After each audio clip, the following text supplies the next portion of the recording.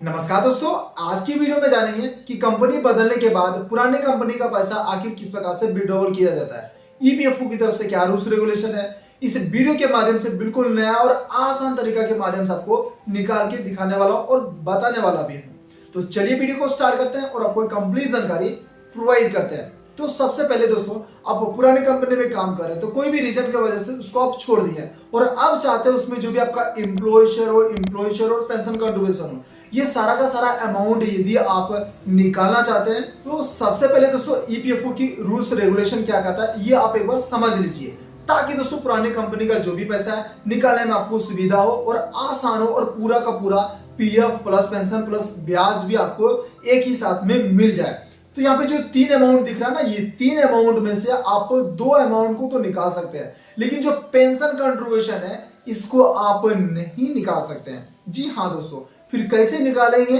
वो भी आपको बताऊंगा। पहले ये जान लीजिए कि क्यों नहीं निकाल सकते हैं।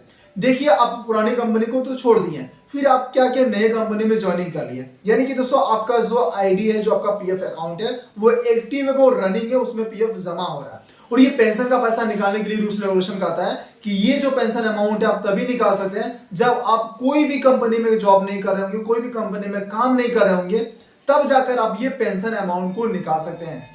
बाकी बात जो भी यहाँ पे employee share and employee share, ये दोनों अमाउंट को आप एडवांस के थ्रू से ये दोनों अमाउंट को आप विड्रॉवल कर सकते हैं, निकाल सकते हैं, लेकिन ये पेंशन अमाउंट को नहीं निकाल सकते। तो आखिर फिर इसको कैसे निकालिएगा? तो यहाँ पे दोस्तों का सिंपल सी प्रोसेस है। जो भी पुरानी कंपनी का आपको जो भी पेंशन अमाउंट दिख रहा होगा या फिर एम्प्लॉय शेयर ये दो अमाउंट भी दिख रहा होगा, इसको सारा का सारा आपको प्रेजेंट कंपनी में ट्रांसफर कर लेना है। ट्रांसफर करने के लिए जो फॉर्म होता है दोस्तों, फॉर्म 13 होता है, उसको अप्लाई कीजिएगा तो आपका जो भी पुरानी कंपनी का पैसा आपका प्रेजेंट कंपनी में ट्रांसफर हो जाएगा। ट्रांसफर होने के बाद आपको फिर क्या करना है, जब ट्रांसफर हो जाएगी फिर आप जो प्रेजेंट कंपनी में काम कर रहे हैं उसको जब छोड़ दीजिएगा, रिजाइन दे दीजिएगा, तो आप फिर जब अपना फुल इन फाइनल के लिए फॉर्म 19 और फॉर्म 10 से अप्लाई कीजिएगा तो पुराने कंपनी का जो भी पैसा है और प्रेजेंट कंपनी में जो भी पैसा रहेगा सारा का सारा एक ही बार आपको विड्रॉल होके मिल जाएगी।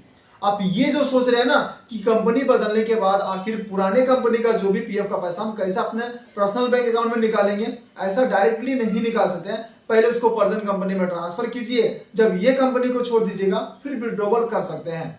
हाँ, मैं आपको पहले ही बोला हूं कि जो ऊपर में दिख रहा है ना एम्प्लॉय शेयर और यहाँ पे एम्प्लॉय शेयर, ये दो अमाउंट को आप एडवांस के थ्रू से निकाल सकते हैं, लेकिन पूरा का पूरा पेंशन अमाउंट भी नहीं निकाल सकते हैं। कोई आपको ऐसा बोल रहा है साइबर कैफे में, तो ऐसा बिल्कुल भी नहीं है, पैसा आपका फंस जाएगा। तो आप ध्यान में रखिए, कभी भी आप कंपनी को छोड़ते हैं तो जो भी पुरानी कंपनी का पैसा आपको प्रेजेंट कंपनी में ट्रांसफर करना अनिवार्य है, नहीं तो आपका पीएफ का पैसा फंस भी सकता है। आई होप आप अच्छी तरह से समझ होंगे।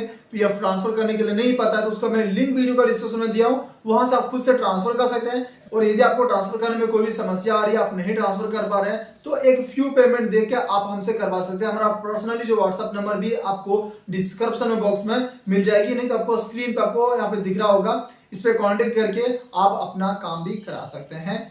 धन्यवाद।